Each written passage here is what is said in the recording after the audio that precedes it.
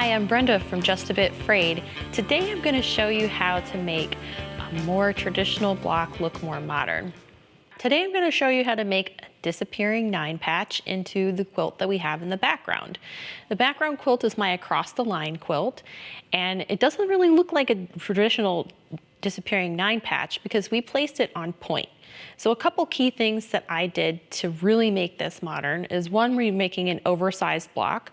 So each of the segments of the block are 6.5 inches to start. When you're putting your disappearing 9-patch or your 9-patch together to disappear, some key things that I'd like to point out. You want to make your background fabric, the fabric that you want to be continuously in the background of your quilt, to always be placed in the corners of your 9-patch, like the gray fabric that I have here. And really, to bring some continuity to the quilt, I chose this middle block to always be the same color. So we're going to use this really nice bright pink in this block to make it pop. So the first thing that we do is we're going to want to sew our rows together. So I've got some blocks over at the machine that we're going to sew in this type of configuration. When you're choosing the fabric for these portions of the block, you want to make sure that you don't have two of the same that are touching corners. That way, when you're putting them together on your quilt, these will be different pieces and not the same. I'm currently using a 1/4 inch foot with no guide, but you can use a guide on your machine if you'd like. And I'm using a cotton piecing thread for this project.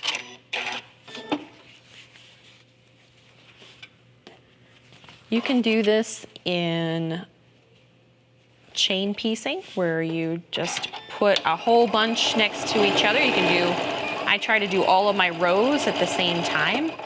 You could make a whole bunch of rows before you have to go to the iron, which is kind of nice. Saves you some time. With the oversized blocks, this goes really quickly, which is nice. And you're making 4 blocks at a time, which speeds the whole thing up. I love to make things fast and efficient. And I think this is a really easy block, something that anybody, even a beginner, can try.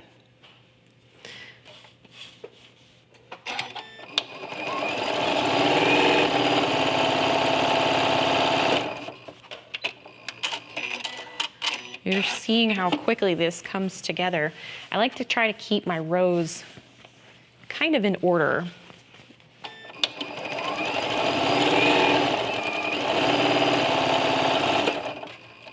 And if you have a machine like this one, it sews pretty quickly.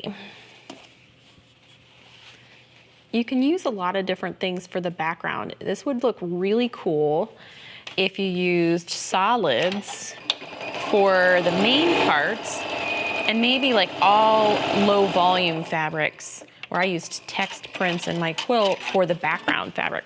So now that we've got our rows sewn together, I'm going to show you some techniques on how to iron them. So when we iron, I always like to press toward either the center block or the background, and this will help us nest our seams. So I typically will set my seam by just placing the hot iron on there. And then I'm going to try to press this toward the background. So put the middle block here and press toward the background.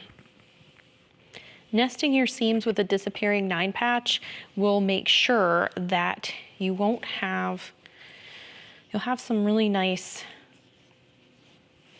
crisp seams. It's really, if you don't nest your seams, you really should. It is awesome.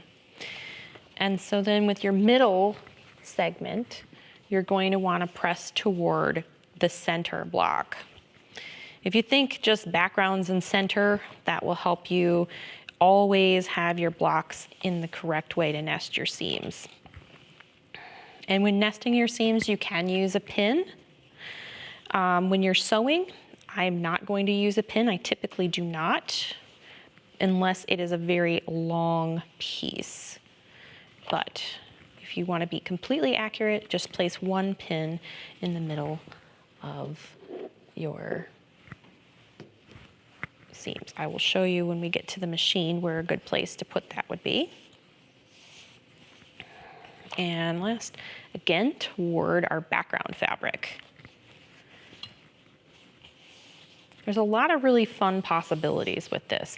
And you know, you can make this in different sizes. If you have charm packs, you can, you don't have to cut your squares. You can just use a charm pack instead. And they do make charm packs full of background fabric, so it would really make this quilt really easily. Okay, so now let's sew our block together. Now you can see that these will easily just lock right together. You'll have the seam on one side going one direction and the other going the other. So it'll just lay very, very flat.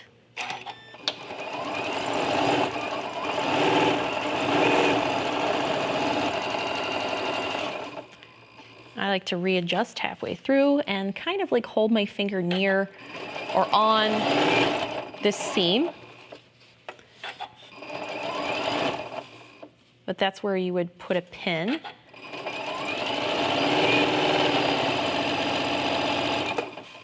And you never want to sew over your pins. I would always stop and take the pin out. If you do sew over a pin and you accidentally hit it, it could knock the timing on your machine off, and then you've got to take it to the repairman. So if you were going to pin right here, you would place a pin right here on the seam. But I'm just going to hold it with my finger.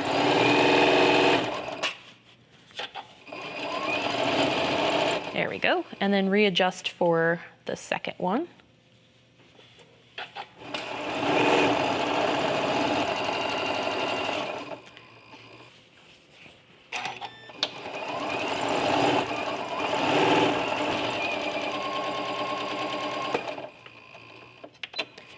Okay, and now we are going to press our block to complete it. Now, for this part, you can press it toward either direction, or you can even press this open. Again, we're gonna set our seam. And I typically do not use water in my iron. I will use Best Press or a spray starch instead.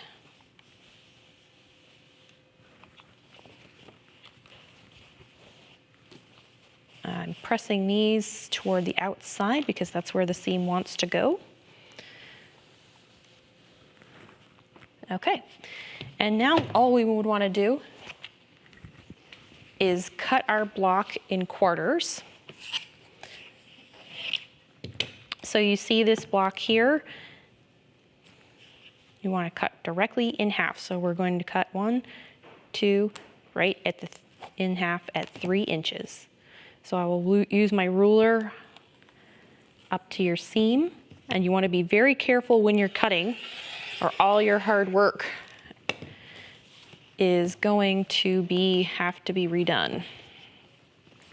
And then the same over here, you're going to have it right at the 3-inch mark.